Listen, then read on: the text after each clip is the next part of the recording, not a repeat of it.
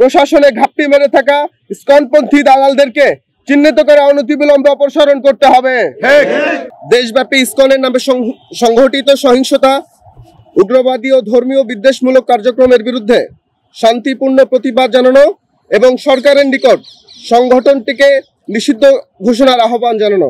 এজাহারে গ্রেপ্তারকৃত মুজাহিদুল ইসলাম চৌধুরী সহ 25-30 জন অজ্ঞাত ব্যক্তিকে আসামি করা হয়, অথচ বাস্তবে উক্ত ব্যক্তি খেলনা পিস্তল নিয়ে উপস্থিত হয়েছিলেন, যা আয়োজকদের দৃষ্টিগোচর হলে তাৎক্ষণিকভাবে তারা কর্মসূচির স্থান থেকে তাকে সরিয়ে দেওয়া হয়। শান্তিপূর্ণ কর্মসূচিকে পতিত ফ্যাসিবাদী কায়দায় প্রশাসন কর্তৃক সন্ত্রাসী কর্মকাণ্ড হিসেবে আখ্যা দেওয়ার ঘটনাকে তদন্ত করে প্রশাসনে ঘাপটি মেরে থাকা ইসকনপন্থী দালালদেরকে চিহ্নিত করে অনতিবিলম্বে অপসারণ করতে হবে। গত 24 অক্টোবর 2025 তারিখে বাদ জুমা ইসকন কর্তৃক দেশব্যাপী সন্ত্রাসী ও উগ্রবাদী কার্যক্রমের বিরুদ্ধে এবং ইসকনকে সন্ত্রাসী সংগঠন হিসেবে নিষিদ্ধকরণের দাবিতে সাধারণ ছাত্র জনতা উত্তরা 12 নং সেক্টর খালপাড় পুলিশ বক্স থেকে 11 নং সেক্টর চৌরাস্তা পর্যন্ত এক শান্তিপূর্ণ বিক্ষোভ মিছিল গণজামায়াত অনুষ্ঠিত করে। কিন্তু অত্যন্ত দুঃখজনকভাবে এক কথিত সাংবাদিক 1.5 ঘন্টারও বেশি সময়ের সেই কর্মসূচির মাত্র 15 থেকে 20 সেকেন্ডের একটি অনাকাঙ্ক্ষিত ভিডিও বিকৃতভাবে উপস্থাপন করে সামাজিক যোগাযোগ মাধ্যমে ছড়িয়ে দেন। ভিডিওটির শিরোনামে লেখা হয়, ছাত্রদের আগ্রাসন, উত্তরা ধর্মীয় আন্দোলন। আমরা মনে করি উক্ত ভিডিওটিতে ডাহা মিথ্যা ও বিভ্রান্তিকর শিরোনাম ব্যবহার করে ধর্মীয় বিভাজন সৃষ্টি ও সাধারণ মানুষকে ভুল তথ্য প্রদানের উদ্দেশ্যে প্রচার করা হয়েছে, যা নিন্দনীয় ও উদ্দেশ্য প্রণোদিত।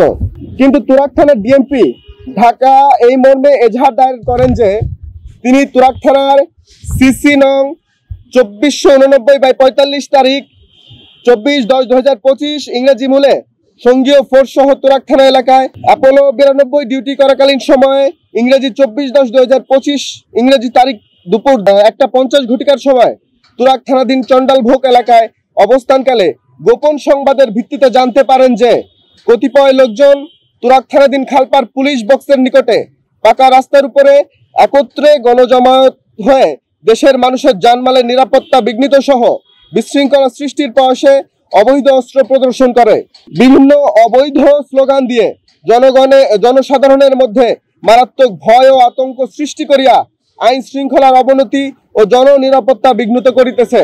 এই চরম নির্লজ্জ মিথ্যা অভিযোগের কোনো বাস্তব ভিত্তি নেই, বরং এটি সম্পূর্ণ মিথ্যা, বানোয়াট ও উদ্দেশ্য প্রণোদিত ভাবে দায়ের করা হয়েছে, যাতে শান্তিপূর্ণ আন্দোলনের ভাবমূর্তি নষ্ট হয় এবং সাধারণ ছাত্র জনতাকে হয়রানি করা হয়। আমরা পুনরায় স্পষ্টভাবে জানাতে চাই, 24 অক্টোবর কর্মসূচি ছিল শান্তিপূর্ণ, আইনানুগ ও প্রশাসনের অনুমোদন সাপেক্ষ। অতএব আজকের এই সংবাদ সম্মেলন থেকে আমাদের গণদাবি সমূহ ঘোষণা করছি। 1. পতিত ফ্যাসিবাদী কায়দায় প্রশাসন কর্তৃক সন্ত্রাসী কর্মকাণ্ড হিসেবে আখ্যা দেওয়ার ঘটনাকে তদন্ত করে প্রশাসনে ঘাপটি মেরে থাকা ইসকনপন্থী দালালদেরকে চিহ্নিত করে অনতিবিলম্বে অপসারণ করতে হবে। দ্বিতীয়ত, তুরাগ থানায় দায়েরকৃত উক্ত মিথ্যা, বানোয়াট ও ভিত্তিহীন মামলা নিঃশর্তে অবিলম্বে প্রত্যাহার করতে হবে এবং গ্রেপ্তারকৃত মুজাহিদুল ইসলাম তুহিনকে অনতিবিলম্বে মুক্ত করতে হবে। 3. সংশ্লিষ্ট সাংবাদিকের ভুয়া বিভ্রান্তিকর ধর্মীয় বিভাজন উস্কে দেওয়ার জন্য করা অপপ্রচার তদন্ত করে দ্রুত আইনানুগ ব্যবস্থা গ্রহণ করতে হবে। 4.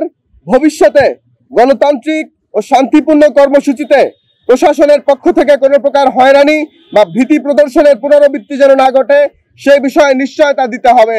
আমাদের চূড়ান্ত আহ্বান, উক্ত দাবি সমূহ আগামী 48 ঘন্টার মধ্যে বাস্তবায়িত করতে হবে।